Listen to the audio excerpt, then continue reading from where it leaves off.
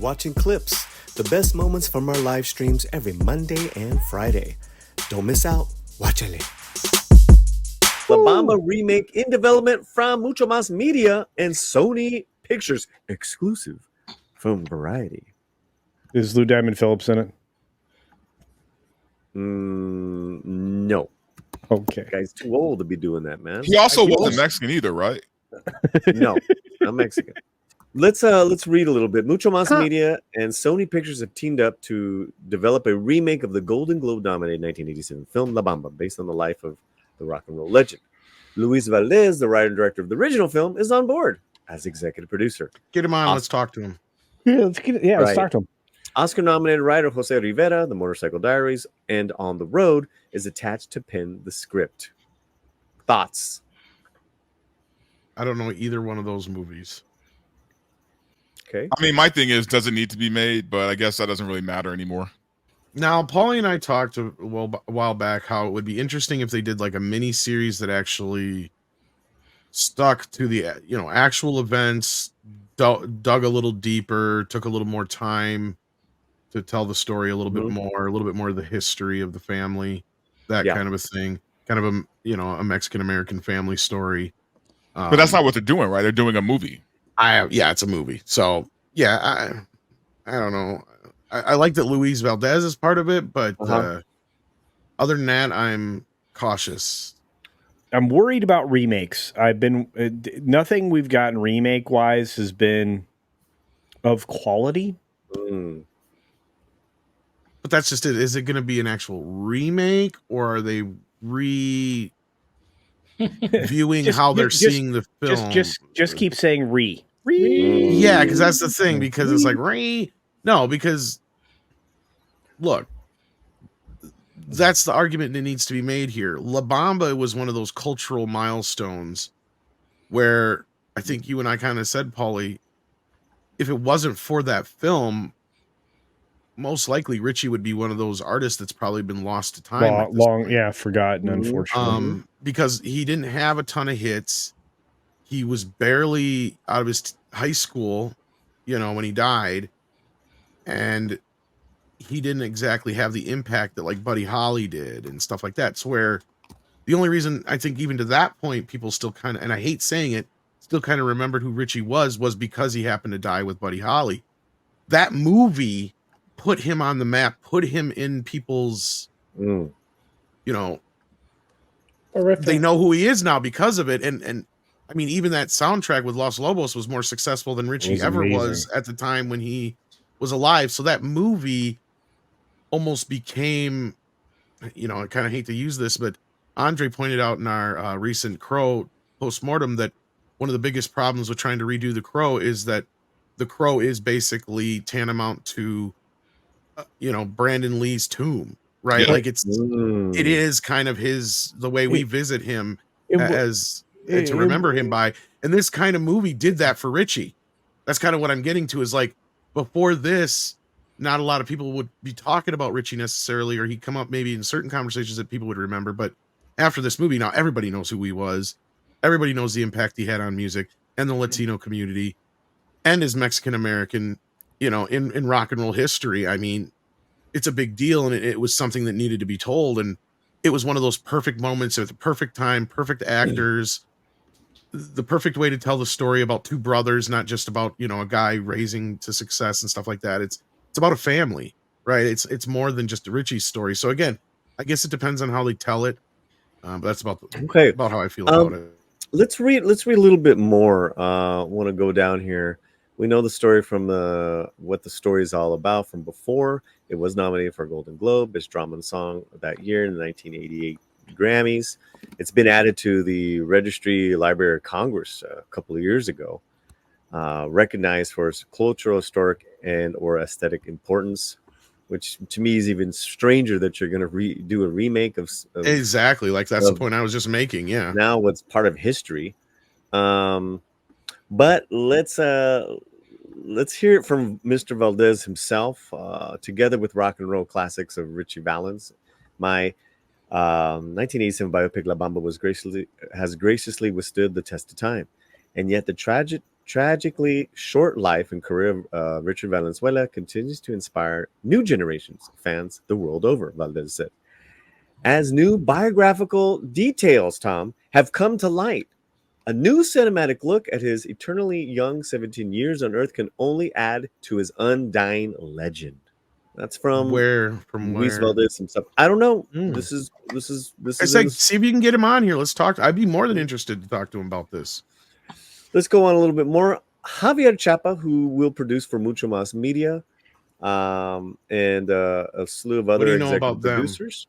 I will get to that in a second. Sony Music Mexico will serve as creative partner. You know it's going to have a killer soundtrack, to say the least. So, well, they'll try. We're honored and humbled to be retelling Richie's story. The story of an incredible young Latino man who inspires so many people through his music and talent. Prodigious. Thank you. Said Chapa. We look to uphold and celebrate the original film in ways Luis Valdez and the filmmakers of La Bamba made it a classic. I have a couple thoughts, right? I don't think this should be remade. As we talked about earlier in the live stream in regards to the 80s and all that, for all the wonderful problems that we've had, La Bamba is a perfect, wonderful film. From Isai Morales to Lou Diamond Phillips to the music, Rosana de Soto, Elizabeth Pena, God rest in peace, Elizabeth Pena.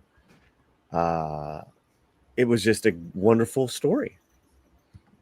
And, if anything, it should just continue to be celebrated on anniversaries. Now, Mucho Mas Media, who I know very well, and Javier Chapa, I'm actually very surprised they're doing this. Because up until now, the works have been these original stories based on historical stories. The Long Game, one of my favorite movies of the year. A couple of years ago, they did Blue Miracle with Dennis Quaid, another true story about a Mexican orphanage. Fantastic, beautiful filmmaking. But original stories that they kind of broke the mold in kind of like breaking stereotypes, great actors that you never maybe heard about, just the kind of stuff we had been talking about. So what they did with The Long Game, which I really, really give them a lot of credit for, is that they created their own distribution company called Mucho Mas Media, which got the movie The Long Game, Dennis Quaid, Jay Hernandez, into theaters across America, then got on Netflix, and for its initial couple of weeks, it bumped Axel F, Beverly Hills Cop Axel F. Historic.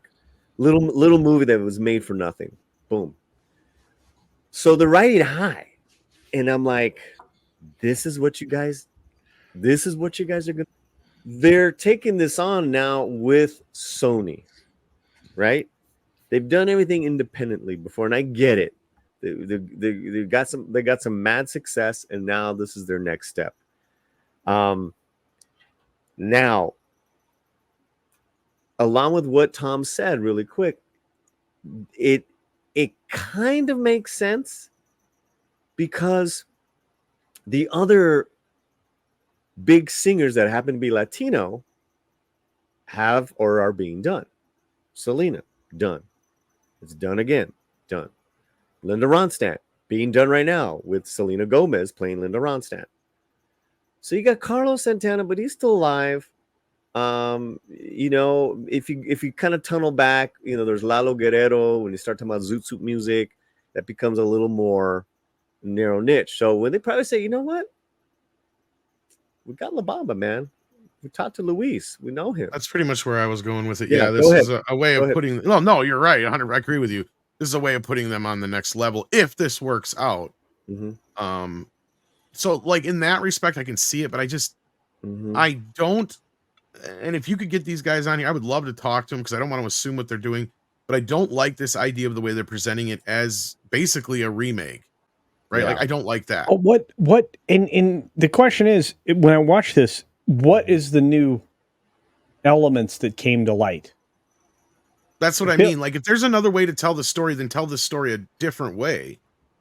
Like, that's what I think worked for the Selena thing. And that's what got us originally on this topic, if I remember right, Paulie, was that, yeah, it's like, it makes no sense to redo the J-Lo movie. That was, its moment in time. It was a big success, whatever. The series made sense because then you had the ability to actually get to go longer. Yeah. Go longer, get into, and that's where we both agreed that to do this story justice, I think that's the only other way you could do it. So are we talking about... Are we talking about biopics now being the new IP mining for Hollywood? I hope Fletcher, not. you're not wrong. It's been a thing for a while. Lately, it's been the new IP now is the biopic of the product biopic. Okay, so you had the McDonald's movie with Michael Keaton. You had Tetris. You had Air. You've got the Madden movie coming out. Flaming Hot. Thank you. Yeah, Blackberry. so there's been a few of those. Yep. Yeah. Blackberry. Yep. I don't want and look, most of those films were fine standalones, but they don't draw an audience.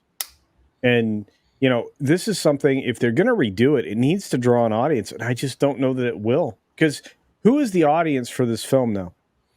Us. It's going to be a Latino. Yeah. I mean, we go see anything. Well, right, because as I said before, the Latino audience over-indexes in the most glorious way. It's why it always frustrates me when they don't have more pictures that feature Latino actors. But that's an entirely other conversation. The question is that going to be large enough domestically? And I'm going to ask you another question. This is going to be uncomfortable. Yeah. How many young people associate to La Bamba, associate the character, have any familiarity whatsoever? Well, okay, so let's answer that with it depends. None of that matters. What matters is who's going to play Richie Valens. Right. Oh, that's a good. Yeah, that's actually. So if it's Cholo Maridueña, which me and Tom said a few years ago, then you have and then you're going to have some. That'll be good numbers. Yeah. If you had Bad Bunny playing it. No, screw that. No. But see, that's another fear that I have, right? Yeah. Okay, let me in it because I get very territorial here. Jose Rivera is a fantastic screenwriter. On the Road, Cormac with Viggo Mortensen, very depressing but well done film. Motorcycle Diaries, very well done, film with Spanish movie. Again, all props to him. What does he know about Chicanos? I'm like, oh, that guy's really, that guy's I gotta eat it up again because it's so you're saying that this guy isn't even? He's not Mexican. He's Puerto Rican. What the hell's the point of doing? Well, yeah. Listen, listen, if they're gonna do it, they see something in Jose. I guess. I mean, this is like the ultimate Mexican American story, and that's what I was getting to before. Yeah. And they really need to emphasize that. Yeah. I think so. I'm like, that's kind of weird. So you have that. Who's directing, and then who's gonna be your lead, and are you going to cast? It's all that. It's the casting. It's the direction. No, I think Xolo's a great choice, but he'd have to put on some weight. I don't know that he would, though. That's the thing. I mean, I don't know if he would either. I was thinking about that today because can he sing? Okay, I'm sorry. One of the things I want is for the person to actually be able to perform as the performer. I'm starting to become a hardcore believer in this. If you can't actually do the thing, if you want to take this to the extreme, you shouldn't be doing the thing. Well, I mean, look at what Timothy Chalamet is doing for the Bob Dylan film. Right. He sounds just like him. Yeah, perfect. And it's like, well, I mean, okay. It's easy to do an impression of Bob. It's not easy to sound like Bob. That's the thing. Sorry, go ahead. No. Tom, you're on my path right here. Because Hunger Games girl that I was just talking about, who I don't like at all, has a great voice, and she did a great job in that Hunger Games thing. Can you do what you do? Because I look, I'm all about, this is a new thing for me over the course of the last 10 years. I want the authenticity in a film. So for example, Mark Wahlberg did a film called, I think, The Rocker or something. Am I correct? Oh, Rockstar. Rockstar, thank you. Yeah. And he sang. Okay, and he didn't sing everything, but he sang. Like, it was his voice and stuff. And it's like, can you do that? If you can do that, I'm all about it. Because if I can tell that's you, that's authentic. I like it. Right? Listen, Sholo is a great young actor. Oh, dude, I don't know. Martial arts, physical activity. He just co-starred in a movie with Al Pacino. He's picking the right roles. Oh, he is. The only thing that's wrong with him, and I think we brought this up then, is his size. No, because Richie was a big dude. Like, he was a big dude. But they're gonna go for they gotta go for name.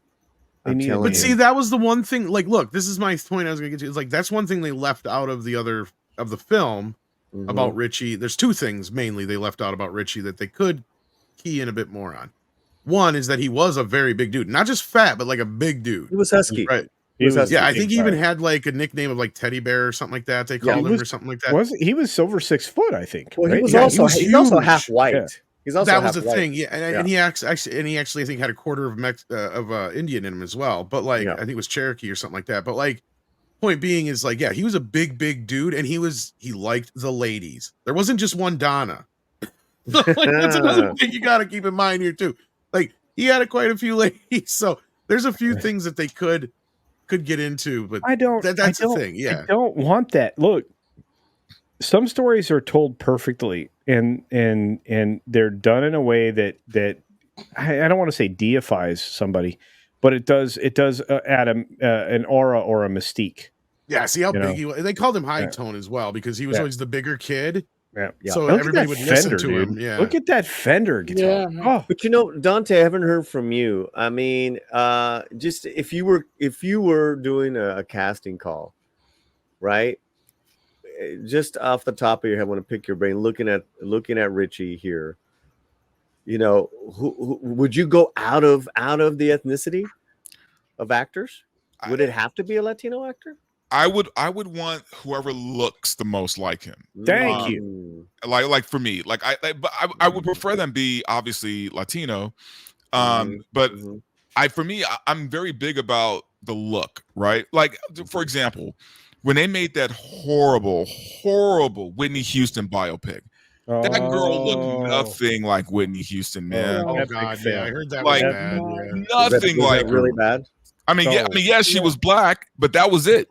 Right. She looked nothing like Whitney Houston. It was horrible, and it really takes you out of the film when you know what Whitney Houston looks like, and you see this girl who looks absolutely nothing like her.